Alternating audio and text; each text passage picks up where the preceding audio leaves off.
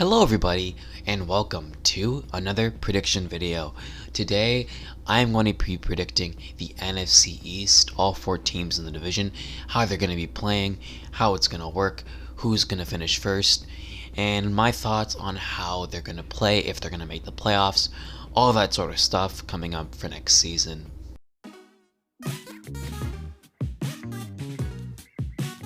You're probably wondering why I haven't posted in 5 days. Well, I'm a 30 subscriber YouTuber, so really there's no urgency because nobody's really caring. But I don't really care about the subscriber count or anything like that. I just like making the videos. But I actually had my birthday over the last 3 days. Yes, on Sunday, my birthday. So now I am a 16-year-old. I can technically, in technicality, be able to drive, but I need to get a license first. Yeah, so now I'm going to try and get back into the videos. It was a little bit difficult because I had a lot of stuff to do, but now I think I'm fine, and I'm going to be posting those final 2 prediction videos, and then whatever I want to do after. I've got a little bit of a bigger video coming up. It's a little bit difficult to finish because it takes a long time to record, but other than that, let's get right into it. The first team I want to talk about is the New York Giants. I am starting in any random order. I don't really care of order in the season order with their records. I'm just doing it based on whichever one I want to do first, and the Giants are the one I want to do first. This team had acquired Kenny Golladay in the offseason after playing average in the regular season last year. They had an awful start, just like everybody else in the division, and this season was one to forget. This team had an awful start, like I just said, and were able to win a few games against very tough teams, including my Seattle Seahawks in a terrible game for our team, and were able to get so close to winning the division with a 7, actually no, not even a 7-9 record, not even one game below 500, at a 6-10 record. 6-10, if I'm not mistaken. Nobody has made it to the playoffs with that record, and honestly, nobody should. That is a record that I don't care. 7-9 is fair. 6-10 isn't. 6-10 is not exactly my my thing that I think that this team deserves a playoff spot. And unfortunately, the Eagles playing against the Washington football team. Washington needed to win, and they made the playoffs. If they lost, the Giants made the playoffs. And the Eagles decided to put in a bunch of their backups. Nate Sudfeld, their third-string quarterback, who will not be playing this season. I know that for a fact. And they basically threw the game for the Giants. And Washington made it to the playoffs. So this Giants team had a pretty good second half of the season, but I still think that this team needs to fix their quarterback situation. I don't think Daniel Jones is that good of a quarterback. He's not very inaccurate passer. He's a good runner. He's very fast, and he's very big, but I think he needs to definitely improve, because this guy needs to show some skills, because his draft pick is looking more and more like a bust for this team. Saquon Barkley was injured in week 2, and unfortunately they were unable to get a running game going for them. Ever since then, the receivers were pretty average. Sterling Shepard was okay. They acquired Kenny Golladay, like I said. They got Kadarius Toney. They had Darius Slayton last year. So this team, this offense just needs to improve. I think they all have the potential, and I think that if they're able to do that, they can possibly win the division, have an over 500 record, and be very good for the next couple seasons at least, I would say. Their defense is very strong. I think that they're able to succeed if they keep doing exactly what they did last season. James Bradbury was spectacular. Leonard Williams was very good. Blake Martinez was also very good at that position. And now all we need to see for them is that offense to show up. I predict the New York Giants to finish with a 9-8 record. I predict them to finish with an over 500 record, as I think that this team is able to actually play well as long as their offense plays well. If their offense is on board with Saquon Barkley, Daniel Jones, Kenny Golladay, they can finish with a 9-8 record. And if they don't, and the defense is the only thing there, I think they could finish with a possibly a 6-11, 5-12 record, and finish possibly third or even fourth in the division. The next team I want to talk about is the Philadelphia Eagles. This team finished last in the division last season. The team was awful. They were losing plenty of games. They tied to the Cincinnati Bengals in week 3 and automatically, right from the start, did not play well.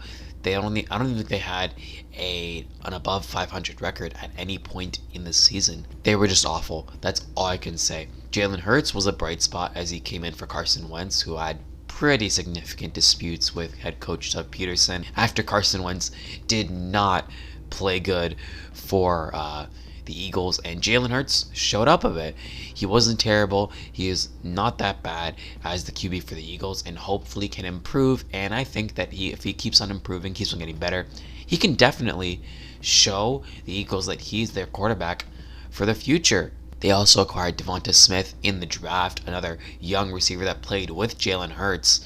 And if Jalen Hurts and Devonta Smith can get that connection, they can just improve just a little bit. They can be very, very good. Their O-line is still quite old, unfortunately, but as long as they just stay good for another 1 or 2 seasons until they draft another O-lineman, they can be good. If they don't, then Jalen Hurts is going to be just like Russell Wilson and have no protection whatsoever and get sacked 394 times in his 9 seasons. But it all depends on that O-line for that offense to work. On defense, their defense has really no notable names other than Darius Slay and Fletcher Cox and Brandon Graham. Other than those 3, there's really no other huge names that they got or acquired or traded for. My prediction for the Eagles is that they're going to finish with a 5-12 record. I think they're going to finish last in the division and will not be that very successful this season. Jalen Hurts could possibly be a bright spot. Devonta Smith as well. They're still in rebuild mode, and they definitely need more pieces because this team isn't very good. Their defense is old, so they need to get that through the draft or trade to free agency, whatever. They need to improve on that, and hopefully in the next couple years they can get back to what they were in 2018, 2017, around that era when they were in the playoffs and contenders. The third team I want to talk about is the Dallas Cowboys.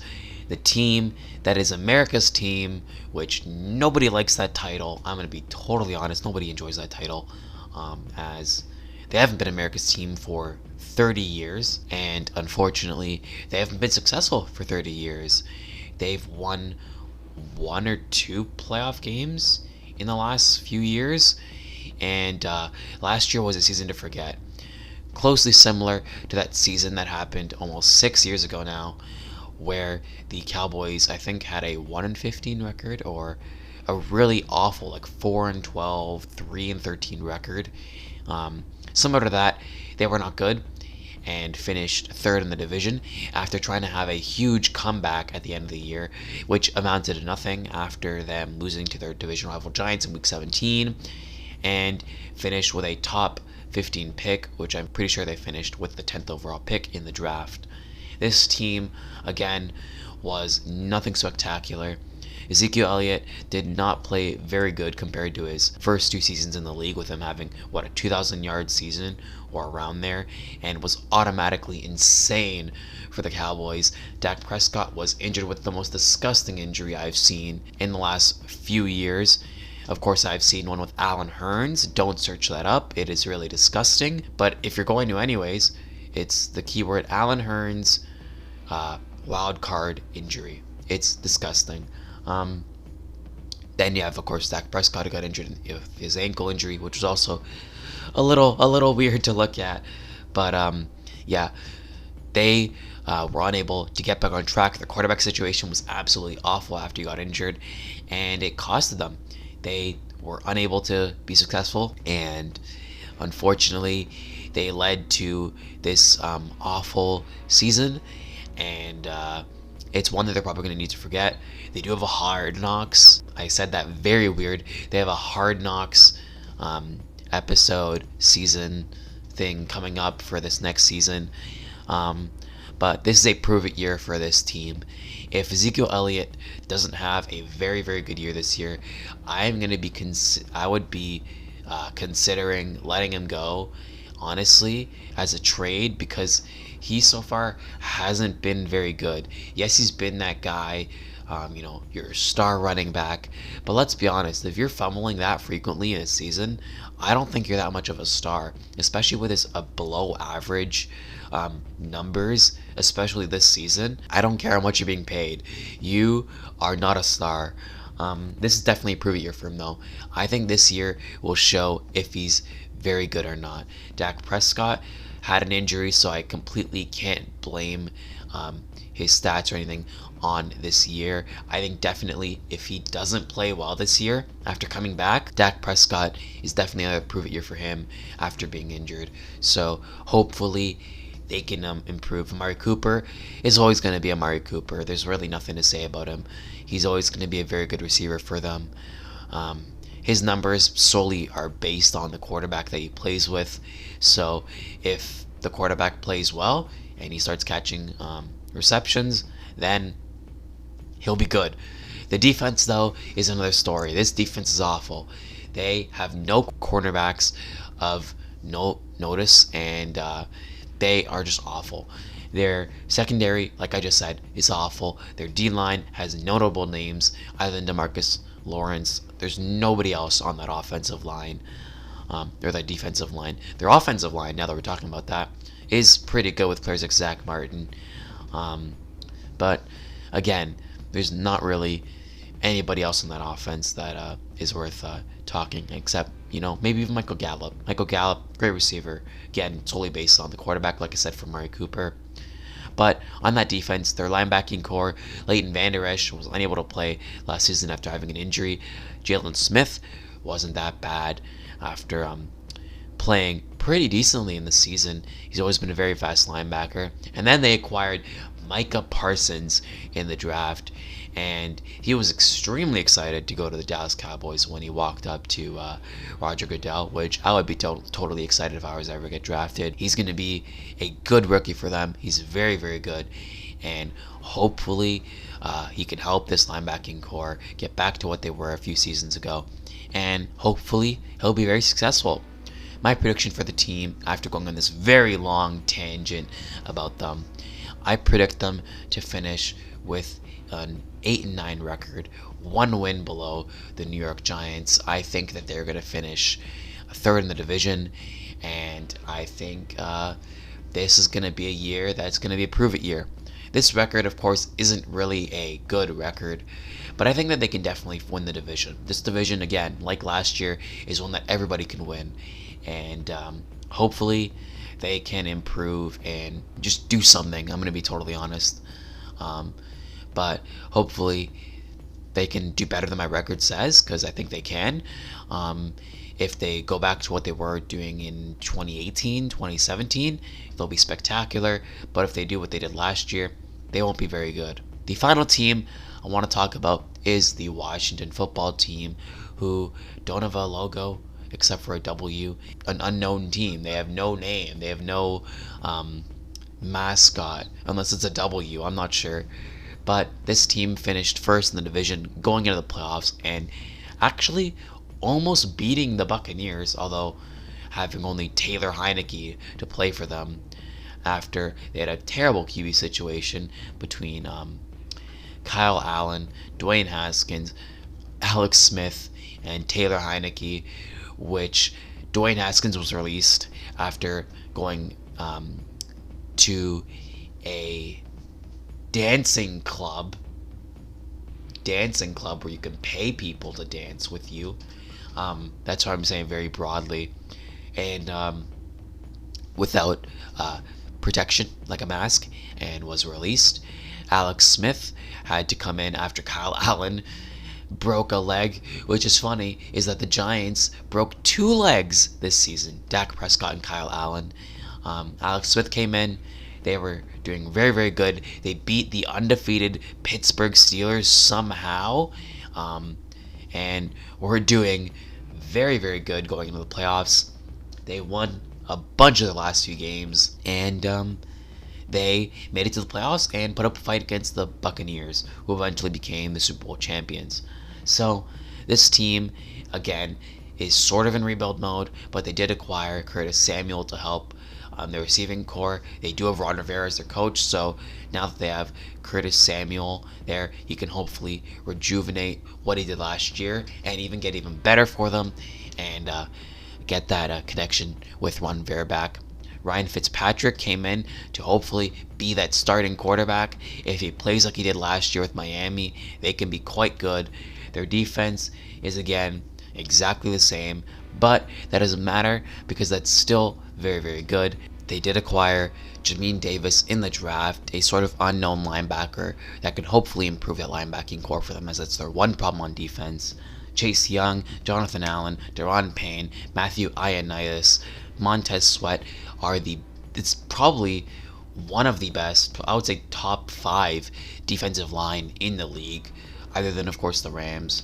But this team is very, very good, and I think their defense, if they show up in year 2, can definitely just go insane and do really, really good. But it all depends on their offense as well. Terry McLaurin had a very, very good year. Logan Thomas got an extension. They acquired this basketball player who turned to NFL, who's a big beast for a tight end. Their running backs, Antonio Gibson, was pretty good. Ryan Fitzpatrick, again, who I just talked about. So this team can definitely be very, very good this year. Everybody's saying that they're going to be very, very good. So hopefully that comes true. And I think they're going to have a record of 11-6. You're probably wondering, why in the world would you say that? I think that the other 3 teams in their division aren't going to play well, and I think they're going to be able to use Ryan Fitzpatrick to his full potential and somehow, some way, get 5 games against non-division teams and get 11-6 record. This team can be very good, and I think that if they're able to unlock that potential, they can make a push in the playoffs. You're probably saying that is the most idiotic thing you could ever say about this team because they've got Ryan Fitzpatrick and nobody else. It's better than Alex Smith. It's an improvement. Just like the Rams with Matthew Stafford from Jared Goff, it's still an improvement. So I think that this team can definitely get an 11-6 record, and I think at worst an 8-9 record.